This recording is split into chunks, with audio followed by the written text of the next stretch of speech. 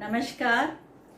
Fate and Fortune की दर्शकों का स्वागत है और आज की वीडियो का विषय है मेरा वास्तु से संबंधित मैं पहले भी बहुत सारे वीडियोस बना चुकी हूँ और हेल्थ और वास्तु से संबंधित या वास्तु से कुछ मैंने आपको टिप्स भी दिए थे। लेकिन आज की जो वास्तु है वो संबंधित है प्लॉट्स के बारे में। जब हम प्लॉट खरीदने जाते हैं, जो जमीन खरीदने जाते हैं, तो वो किस तरह की होनी चाहिए, किस तरह की उसकी शेप होनी चाहिए, कितने उसमें कोने होने चाहिए, कहाँ से वो किस ट्रायंगल होना चाहिए या रेक्टेंगल होना चाहिए या जो आपका जो है स्क्वायर होना चाहिए या जो कुछ लोगों के मन में ये शंका रहती है कि बहुत सारे कोने जो हैं वो खराब हो सकते हैं, तो क्या होती हैं शेप और किस तरह की शेप होनी चाहिए, उन सब की चर्चा आज की वीडियो में मैं करूंगी। और साथ में ये भी बताऊंगी कि ट्रायंगल जो होता है, जो ट्रायंगल वाला जो प्लॉट होता है, वो किन लोगों के लिए हितकारी हो सकता है, लाभकारी हो सकता है, फायदेमंद हो सकता है। तो सबसे पहले हम चर्चा करते हैं कि प्लॉट कैसा होना चाहिए, बेस्ट प्लॉट कैसा होना चाहिए।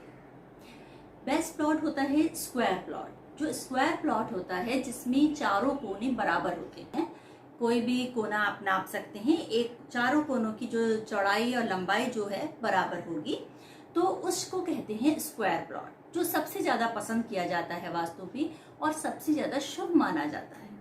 उसके अलावा होता है आयताकार प्लॉट। आयताकार यानी जिसकी दो भुजाएं बराबर होंगी और दो अलग बराबर होंगी, दो की लंबाई एक जैसी होगी और दो की एक जैसी होगी। तो कभी जो है वो आयताकार जो प्लॉट है उसमें कई बार गहराई ज्यादा होती है और कई बार चौड़ाई ज्यादा होती है, तो ये प्लॉट अच्छा माना जाता है।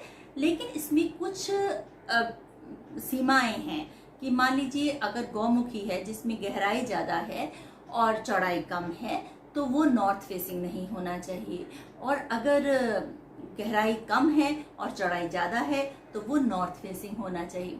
तो इस तरह से जो है गौमुखी, विमुखी, किस तरह के आयताकार प्लॉट्स होते हैं और उसमें कुछ कंडीशन में वो शुभ होते हैं और कुछ कंडीशन में उतने शुभ नहीं होते। लेकिन टोटली दोनों ही तरह के प्लॉट शुभ माने जाते हैं। स्क्वायर प्लॉट भी शुभ माने जाते हैं और आयताकार प्लॉट भी शुभ माने जाते हैं। इसके अलावा और भी बहुत सारे प्लॉट्स होते हैं जिनमें कई शेप होती हैं। किसी में 5 शेप होती हैं, किसी में 6 शेप होती हैं, किसी में 8 शेप भी होती हैं जिसमें 8 कोने होते हैं। 8 शेप मतलब 8 कोने होते हैं, और किसी में 6 कोने होते हैं, किसी में 5 कोने होते हैं। तो उन प्लॉट्स को हम वास्तु के अनुसार शुभ नहीं मानते हैं। ये माना जाता है कि इस तरह के प्लॉट्स में कुछ ना कुछ टेंशन्स रहती हैं और अनस्टेबिलिटी रहती है, स्टेबिलिटी नहीं आती है, स्थिरता नहीं आती है जीवन में। और आजकल जो फ्लैट्स वगैरह में तो ये संभव नहीं है कि आप जो है कोने देखें, लेकिन सिर्फ डायरेक्शन देख लेते हैं आप एंट्रेंस का, वही काफ़ी होता है। लेकिन जो आप मकान खरीदने जा रहे हैं या मकान बनाने जा रहे हैं, तो आप ऐसे में शेप देख सकते हैं। साथ ही जो है कुछ प्लॉट्स होते हैं जो स्क्वायर के अलावा राउंड होते हैं, उसको भी हम उतना शुभ नहीं मानते हैं। वो कुछ परिस्थितियों में शुभ हो सकते हैं। लेकिन एक प्लॉट होता है ट्रायंगल, जिसके बारे में आज मैं विशेष रूप से चर्चा करने जा रही हूँ और जिसको लेकर बहुत मन में लोगों को शंका है। और जो ट्रायंगल प्लॉट्स है वो कोई लेना नहीं चाहता है। वो चाहते हैं कि ये तो बहुत ही अशुभ है और इसमें रहने से हमें तो बहुत ही अशुभ परिणाम मिलेंगे। लेकिन अशुभ परिणाम क्या होते हैं, शुभ और अशुभ, अशुभ परिणाम क्या होते हैं? अशुभ बहुत तरह से हो सकते हैं परिणाम, लेकिन जो ट्रायंगल प्लॉट है वो किस तरह के अशुभ परिणाम देगा, उसके बारे में मैं आपको आज बताऊंगी। तो ट्रायंगल प्लॉट यानी तिकोना, जिसके 3 कोने हो। कोई कोना छोटा भी हो सकता है, कोई बड़ा भी हो सकता है, और तीनों बराबर भी हो सकते हैं। लेकिन उस प्लॉट में 4 कोने नहीं होते हैं।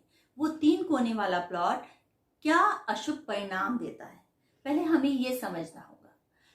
वो 3 कोने वाले पर जो प्लॉट होता है उसका सबसे अशुभ परिणाम ये होता है कि उसमें जो भी व्यक्ति रहते हैं उनकी कोर्ट कचहरी के चक्कर लगे रहते हैं, यानी कोर्ट से उनका संबंध बना रहता है। और आज के जमाने में कोई भी नहीं चाहता है कि उसका संबंध कोर्ट से रहे, क्योंकि कोर्ट में जाने से बहुत अधिक पैसा खर्च होता है, बहुत एनर्जी खर्च होती है और बहुत तनाव भी रहता है। तो कोर्ट कचहरी से बचने के लिए हमें उस प्लॉट को नहीं खरीदना चाहिए।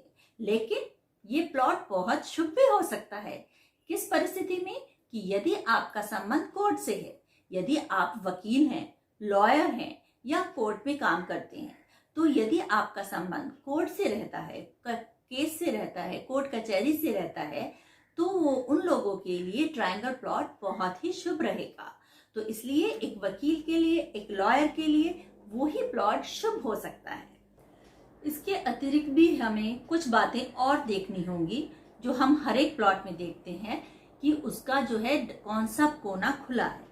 कहीं नॉर्थ ईस्ट वाला कोना तो बंद नहीं है, नॉर्थ ईस्ट पोर्शन वाला जो कोना है वो खुला होना चाहिए। वो भी हम देखेंगे, क्योंकि 3 कोने में जो सबसे बड़ा कोना है, जो सबसे बड़ा पोर्शन है, वो नॉर्थ ईस्ट वाला होना चाहिए। और भी बहुत सारी बातों को हम साथ में ध्यान देंगे जिससे हम उस तिकोने प्लॉट को शुभ बना सकते हैं। जैसे कि हम उसकी कोनों को थोड़ा सा अलग करके, उसका वास्तु थोड़ा अलग होगा, अलग करके उसमें हम कुछ गार्डन बना सकते हैं।